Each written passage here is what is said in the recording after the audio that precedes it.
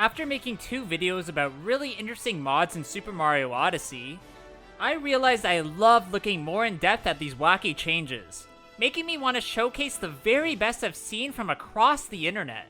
What I didn't realize, however, is that the amount of fan creations from that game pales in comparison to what people have made for Super Smash Bros., giving me the idea to look at the most amazing mods from that particular series.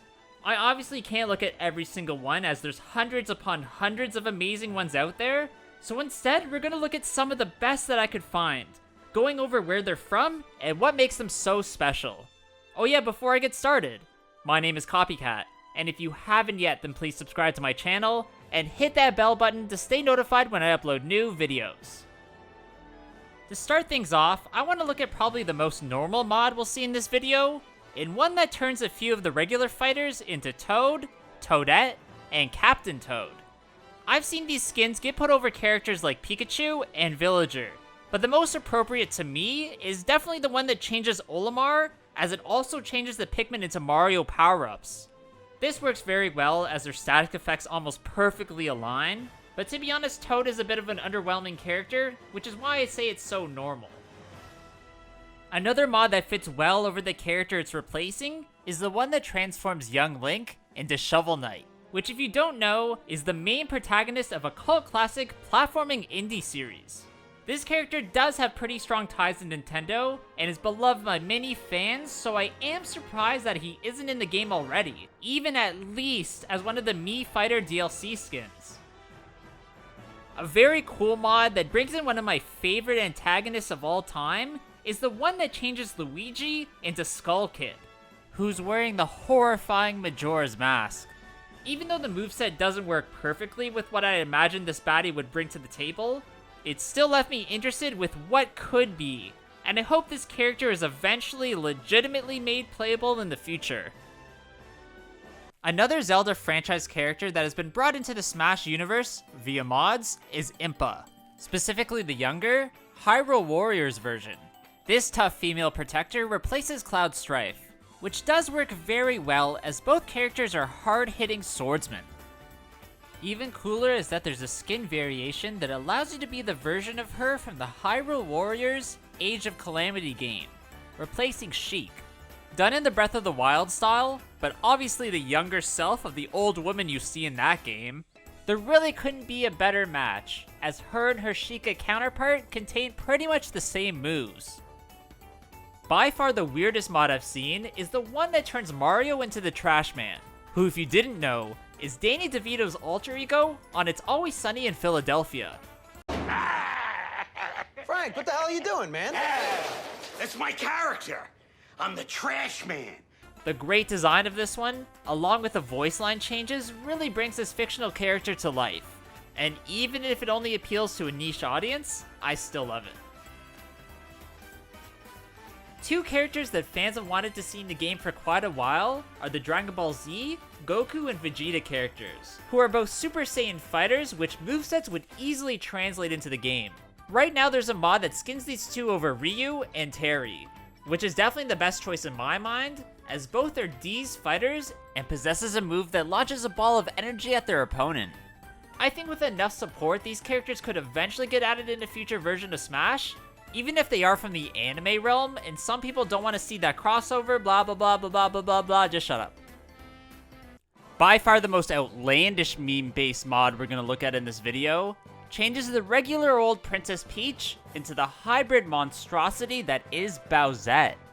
For those of you who may not know, this fan creation theorizes what Bowser would look like if he took the wrong power-up and transformed into a gender-swap version of the princess. Somehow this crazy character grew rapidly throughout fan fiction, and became popular enough for someone to at least make a mod of them in Super Smash Bros. One mod that adds brand new costumes to an already existing character are the Pyra and Mythra swimsuit skins, making those Xenoblade fighters look like they're ready for a day at the beach. If Shulk has a bathing suit costume variant, then I don't get why Pyra and Mythra shouldn't have one either, especially if they're done in a tasteful way like these ones are. Just as a side addition, there's also a mod that adds a more casual outfit for these two, which isn't anything too crazy, but is a great fan creation. However, on the opposite end of things, there's one skin mod that is somewhat inappropriate, changing these two characters into Poppi QT, who is a scantily clad artificial special blade from Xenoblade Chronicles 2. Don't worry, that description makes no sense to me either, as I haven't played any of the games in the series, so from the outside looking in, having a robot that dresses in provocative outfits while also appearing too young to do so is a bit confusing. But then again, it is a Japanese title, so really who's that surprised? One of the most disturbing mods that gave me countless nightmares when I first saw it is the Barefoot Kirby. Removing the shoes from the pink gelatinous blob, making him look really freaky. There's something absolutely disgusting about the sight of this character with oversized humanoid feet, but even scarier is that there's probably people out there that like this. I'm looking at you. Next, we're gonna look at a few mods that introduce a few Pokemon, starting with one that switches Captain Falcon for Blaziken, which definitely works as both are tough fire-based fighters. With the added voice lines and even a few physics changes, this is almost an entirely new fighter altogether that seems like it should already be in the game. A very similar one to this is one that brings in Sceptile through Mewtwo, who is the third evolution from the same generation as Blaziken.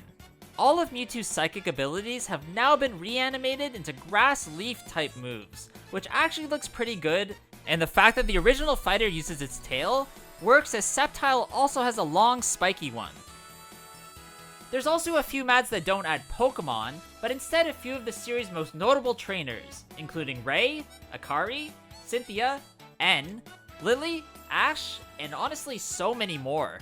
Now, this doesn't really change anything other than their appearance, as it's actually their Pokemon you use, and not really them in the fight, but it's still fun for people who are a big fan of the franchise. In a sort of similar vein, albeit on the Digimon side of things, there's one amazing mod that changes Charizard into Metalgreymon. I didn't actually realize how similar these two creatures are until I saw the skin for myself, and even though Digimon is nowhere as popular as its counterpart, it's still very entertaining to see. A very much out of place mod is one that adds Tigger from Winnie the Pooh to the game, replacing the tiger-like Incineroar Pokemon. With the inclusion of a really goofy sounding voice and intricate facial expressions, it seems like this isn't even a fan creation, and is someone who's already playable. Maybe now that Sora's been added, we might see even more from that company in the future, as there's dozens of characters that could easily slot into this fighting series. One of the best mods that I've ever seen is one that changes Sheik into the friendly neighborhood Spider-Man. Putting the red and blue suit over Sheik actually fits well, as their movesets are somewhat similar, even if you can't web sling off buildings. I really don't think we'll see Spidey in any future Smash titles. Also, he is already playable in the Marvel vs. Capcom games, but honestly, a man can dream. On the more normal side of things, I guess kind of, there's one mod that adds Robin's Seaside skin from the mobile Fire Emblem Heroes entry. Once again, Japanese games / media I guess in general, loves putting characters in the skimpiest outfits seemingly no matter what their ages or appearances. Even more odd is that I can't find any indication of Robin's age anywhere online, so that is a bit suspicious. One mod that I feel should already have been an option for Ryu to wear is one that turns him into fellow Street Fighter character Sakura.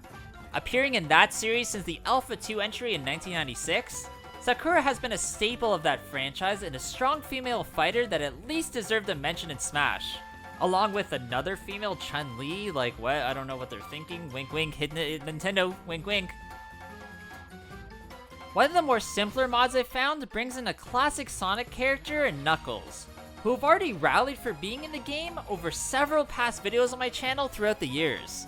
Unfortunately, because Sonic and Knuckles are a bit different, it's not exactly the best match in the world, but now that Sega and Nintendo have been working a lot closely with each other over the last few years, this actually could eventually be possible. Next, I want to look at a mod that lets you play as Tifa from Final Fantasy VII, skinning over Terry Bogard. This completes the trio of main characters from that particular title, and honestly I had a huge crush on Tifa when I was younger, so I really wouldn't mind her inclusion in the game. The final mod I want to look at in this video is one that adds the sussy sus of the imposter from Among Us, replacing Pac-Man.